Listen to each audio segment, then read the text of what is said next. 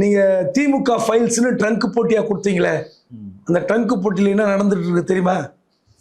Governor Ravi தான் அந்த துணி வச்சுட்டு இருக்காரு அந்த ட்ரங்க் போட்டியில்.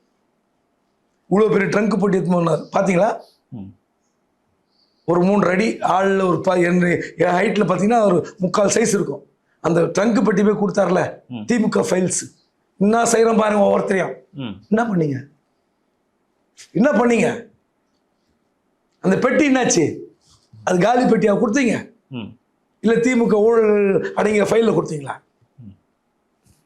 நான் நகைச்சுவைக்காக சொன்னேன் ஆர்.என். ரவி துணி வச்சிருக்காருன்னு. என்ன கொடுத்தீங்க அந்த பெட்டியில்?